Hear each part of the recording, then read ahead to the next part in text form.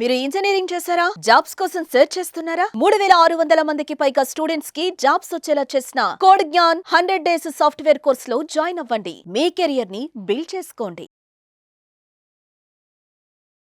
Hello sir. Hello అండి. Sir ఇప్పుడైతే passed out, నాకు తెలిసి ఇప్పుడు మార్చ్ అయిపోయింది, అవును. ఏప్రిల్ అయిపోయింది, 2025 పాస్డ్ అవుట్ ఫ్రెషర్స్ చాలా మంది ఉన్నారు. అవును. అటు ఐటీ అయినా నాన్ ఐటీ అయినా సరే. బట్ ఎస్పెషల్లీ నాన్ ఐటీలో ఇప్పుడున్న జనరేషన్లో ఏంటంటే టెక్నికల్ నాలెడ్జ్ ఉండేటువంటి వాళ్ళు చాలా ఎక్కువ.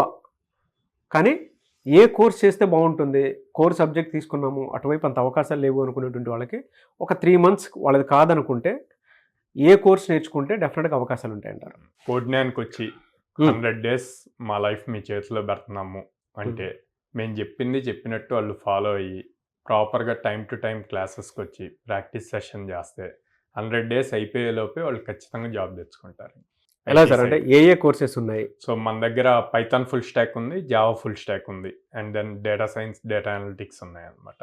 ఓకే. సో అంటే వాళ్ళ ఇంట్రెస్ట్ బేస్ చేసి మనం సజెస్ట్ చేస్తామండి. మనం సజెస్ట్ చేసామని చెప్పి వాళ్ళు తీసుకుంటే 30 days అయ్యాక ఇది మన వల్ల కాదు అంటారు. దాని బదులు వాళ్ళకి ఒక క్లారిటీ ఉండి ఇంట్రెస్ట్ వస్తే దాన్ని బేస్ చేసుకొని మనం కౌన్సిలింగ్ ఇచ్చి దాంట్లో ఫైనల్ చేస్తాం అనమాట. ఇప్పుడు banking side, banking domain side వెళ్ళాలి అనుకున్నారు, లేదా strong level web development side వెళ్ళాలి అనుకుంటే కనుక జావా ప్రిఫర్ చేస్తాము. అట్లా కాకుండా గేమింగ్ సైడ్ కానీ డిఫరెంట్ అప్లికేషన్స్ బిల్డ్ చేయాలి అన్నప్పుడు పైథాన్ని ప్రిఫర్ చేస్తాం. ఎందుకంటే పైథాన్తో ఏదైనా బిల్డ్ చేయొచ్చు. శాటిలైట్స్లో యూజ్ చేస్తారు, లైక్ వెబ్సైట్స్ ఇప్పుడు మనం యూజ్ చేస్తున్న యూట్యూబ్, ఇన్స్టాగ్రామ్ ఇవన్నీ కూడా పైథాన్తో బిల్డ్ అయినాయి అనమాట. And then complete pure data side interest ఉందనుకోండి, ఇప్పుడు ప్రతి దాంట్లో డిగ్రీ అండ్ ఇంజనీరింగ్ బోత్లో డేటా సైన్స్, ఏఐఎంఎల్ ఇట్లా బ్రాంచెస్ వచ్చాయన్నమాట. సో డేటా సైడ్ ఇంట్రెస్ట్ ఉంటే కనుక డేటా అనలిటిక్స్ కానీ డేటా సైన్స్ కానీ మనం సజెస్ట్ చేస్తాం. సో ఇదంతా కూడా స్టూడెంట్ యొక్క క్యాపబిలిటీ బేస్ చేసుకొని కౌన్సిలింగ్లో సజెషన్ అన్నది ఇస్తాం అనమాట. ఏఐ కూడా ఉందండి? ఏఐ కూడా ఉందండి. సో వాళ్ళు డేటా సైన్స్ చదివారు కాబట్టి మేము డేటా సైన్స్ కోర్సే తీసుకుంటామంటే మనం సజెస్ట్ చేయమండి డేటా సైన్స్. ఎందుకంటే ఒక్కొక్క దానికి ఒక్కొక్క ప్రీ రిక్విసైట్స్ ఉంటాయి. ఆ ప్రీ రిక్విసైట్స్ అన్నవి వాళ్ళు ఆల్రెడీ ఉన్నాయా లేవా అన్నది చెక్ చేస్తాం కౌన్సిలింగ్లో.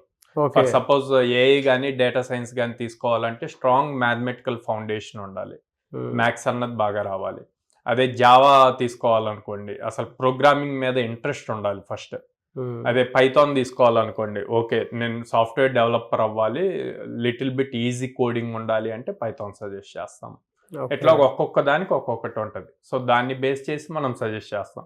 ఆ సజెషన్ ఇచ్చాక వాళ్ళ ఇంట్రెస్ట్ చూపించి ఆ 100 days కనుక మనం చెప్పినట్టు ఫాలో అయ్యి ప్రాక్టీస్ సెషన్స్ అటెండ్ అయ్యి చేస్తే కనుక 100 days అయ్యే లోపే మనం ఇచ్చే ఆపర్చునిటీస్ వాళ్ళకి జాబ్ వస్తుంది. కోడింగ్ నథింగ్ బట్ ఎలా చూడొచ్చు అంటారు సార్? ఎందుకంటే ఇవాళ కోడింగ్ అంటే లాంగ్వేజెస్ అని నేర్చుకోవాలేమో అంటే జనరల్గా ఇట్ డిపెండ్స్. ఒక సైకాలజీ టైప్ కోడింగ్ అంటే మళ్ళీ ఒక కొత్త రాకెట్ సైన్స్ అనుకుంటారు. నేను ఎప్పుడు ఏం టీచ్ చేస్తా అంటే కోడింగ్ అన్నది కొత్త థింగ్ కాదు, మనం ఫస్ట్ నుంచి చేస్తుంది. ఓకే, అది జనరల్ ఇంగ్లీష్ని మనం రెగ్యులర్గా యూజ్ చేసే వాటికి కొన్ని టెర్మినాలజీస్ యాడ్ చేస్తాము. సో దాన్ని మీరు రియల్ లైఫ్తో కంపేర్ చేయండి. రియల్ లైఫ్ ప్రాబ్లమ్స్ని ఎట్లాగా ఫస్ట్ ఎప్పుడైనా కోడింగ్ నేర్చుకోవాలి అంటే మనం తీసుకున్న ప్రాబ్లమ్ స్టేట్మెంట్ని ఫ్లో చార్ట్లో రాయాలండి. ఓకే, అంటే ఈ ప్రాబ్లం వస్తే దానికి సొల్యూషన్ ఏంది, లాజిక్స్. ఓకే, ఇప్పుడు ఫర్ సపోజ్ మనం వెళ్ళి ఒక కిడ్ని ఆర్ ఒక స్టూడెంట్, ఇంజనీరింగ్ చదువుతున్న స్టూడెంట్ని పేరెంట్ని వెళ్ళి అడిగాడు ల్యాప్టాప్ కొనుక్కుంటాను అని. వాళ్ళ ఫాదర్ ఓకే 50,000 రూపీస్ లోపల కొనుక్కోమన్నారు. ఓకే, తన దగ్గర పాకెట్ మనీ ఉంది. సో దాన్ని ఎట్లా సింపుల్గా రాస్తాడు, దాన్ని ప్రోగ్రామింగ్లో రాయగలగాలి. సేమ్ సినారియోని ఎలా రాస్తాడు, ఫస్ట్ ఫ్లో చార్ట్ రాయాలి. ఫ్లో చార్ట్ ఏంది, రిక్వైర్డ్ ల్యాప్టాప్. ఓకే, ఎస్ అయితే కాంటాక్ట్ ఫాదర్ ఎంత బడ్జెట్కి అప్రూవ్ చేశాడు. ఓకే, 50,000 ఫాదర్ ఇస్తా అన్నారు. తను ల్యాప్టాప్ పర్చేస్ చేయడానికి షాప్కి వెళ్ళాడు. ఓకే, లెస్ దాన్ 50 ఉంటే డైరెక్ట్ పర్చేస్ చేస్తాం. ఓకే, గ్రేటర్ దాన్ 50 అయితే ఎంత అమౌంట్ ఉంది, అప్పుడు ఆ అమౌంట్ని ఎలా ఫుల్ఫిల్ చేస్తాం, తన దగ్గర పాకెట్ మనీ ఉందా, పాకెట్ మనీ ఉంటే యాడ్ చేసి ఆ ల్యాప్టాప్ పర్చేస్, లేకపోతే నో.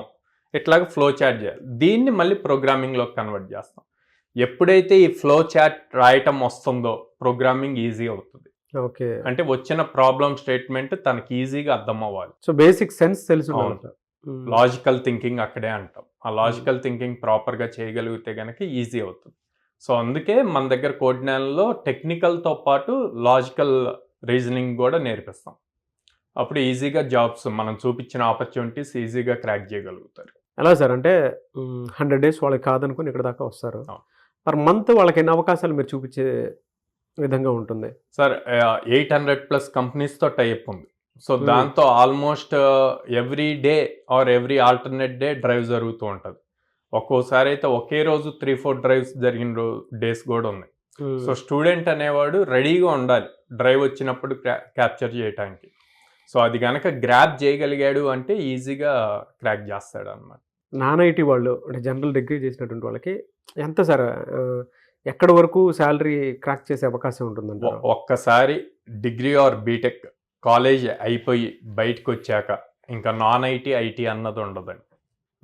ఓకే, వాళ్ళ దగ్గర స్కిల్ నేర్చుకోవటం అన్నది ఇంపార్టెంట్. స్కిల్ ఉంటే ఇంటర్వ్యూ క్రాక్ చేయగలుగుతారు, జాబ్ వస్తుంది అంతే. అదే. సో దానికి ఒక లిమిట్ కూడా లేదు. కోడ్నాన్లో ఇప్పుడు దాకా హైయెస్ట్ మనం చూపించింది 27 LPA. Okay, average 4 LPA. Both IT వాళ్ళు క్రాక్ చేశారు, నాన్ ఐటీ వాళ్ళు క్రాక్ చేశారు. ఇంకా డిఫరెన్స్ అన్నది ఉండదు. మీరు ప్రీవియస్ స్టూడెంట్ రివ్యూస్ చూసినా కూడా నాన్ ఐటీ వాళ్ళు కూడా చెప్పారు అక్కడ మాకు ఎక్కడ డిఫరెన్స్ చూపించరు, అందరిని ఒకేలాగా. ఎందుకు అంటే మా దగ్గర జాయిన్ అయ్యాక కంప్లీట్ బేసిక్ నుంచి ట్రైనింగ్ ఇస్తాం. సో ఆ బేసిక్ నుంచి ట్రైనింగ్ ఇచ్చి ఆ ఫౌండేషన్ కనుక స్ట్రాంగ్గా బిల్డ్ చేసి వాళ్ళకి ప్రోగ్రామింగ్ ఎంత ఈజీయా అని చెప్పి నేర్పించగలిగితే వాళ్ళు ఏదైనా అచీవ్ చేయగలుగుతారు. ఎలా సార్ మిమ్మల్ని అప్రోచ్ అవ్వాలి అంటే ప్రాసెస్ ఏంటి?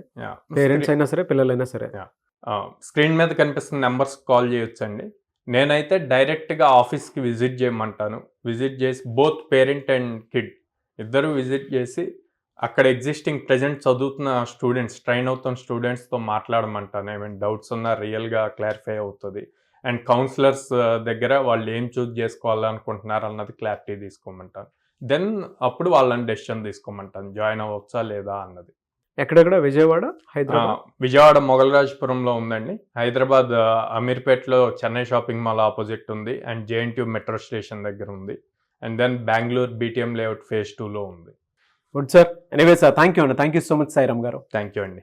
చూసారు కదండి వీడియో. ఈ వీడియోపై మీ అభిప్రాయాన్ని కమెంట్ బాక్స్లో పోస్ట్ చేయండి. అండ్ మీ పిల్లలు డిగ్రీ చేసినటువంటి వాళ్ళు ఉంటారు విజయవాడ పరిసర ప్రాంతాల్లో కానివ్వండి, లేదంటే హైదరాబాద్ వైపు కానివ్వండి, లేదా బెంగళూరులో మీకు మీ పిల్లల్ని అక్కడ పంపించి చదివించాలి అనుకునేటువంటి వాళ్ళైనా సరే, స్క్రీన్ మీద మీకు కాంటాక్ట్ నెంబర్ కనిపిస్తుంది. డిగ్రీ పూర్తి చేస్తే ఒక 100 days 2 months అట్లీస్ట్ మీరు కాదనుకొని అంటే 4 years 3 years చదివి ఉంటారు కదా పిల్లలు, మీరు చాలా ఇన్వెస్ట్ చేసి ఉంటారు. ఒకసారి కోడ్నాన్ వైపు కూడా అడుగుపెట్టి చూడండి. ఈవెన్ పేరెంట్స్ అయినా సరే మీరు విజిట్ చేయండి, డెఫినెట్గా మీకు తెలుస్తుంది. ఏదైనా సరే సాఫ్ట్ స్కిల్స్ డెవలప్ అవ్వాలన్నా, కాన్ఫిడెన్స్ బిల్డ్ అవ్వాలన్నా, లేదు 10 మందిలో మాట్లాడలేకపోతున్నారు, ఆ గ్రూప్ డిస్కషన్లో దాన్ని ఎలా ఫేస్ చేయాలి అనేటువంటి విషయం తెలుసుకోవాలనుకున్నా కూడా, అంటే మీ పిల్లల కెరీర్ని మీరు మీ కంటి ముందు చూసుకోవాలి అనుకుంటే మాత్రం కోడ్నాన్లో డెఫినెట్గా జాయిన్ చేయించవచ్చు. సో స్క్రీన్ మీద మీకు కాంటాక్ట్ నెంబర్ కనిపిస్తుంది. ద సేమ్ టైం మీరు విజిట్ చేయండి, మీ పిల్లలతోటి ఇక్కడికి రండి, ఒకసారి తెలుస్తుంది. విజయవాడ, హైదరాబాద్, బెంగళూరులో ఉంది. సో స్క్రీన్ మీద కనిపిస్తున్న నెంబర్ సంప్రదించండి. ఈ వీడియో లైక్ చేయండి, షేర్ మాత్రం తప్పకుండా చేయండి. ఇలాంటి మరిన్ని వీడియోస్ కోసం మా ఛానల్ ఫాలో అవ్వండి. Thank you.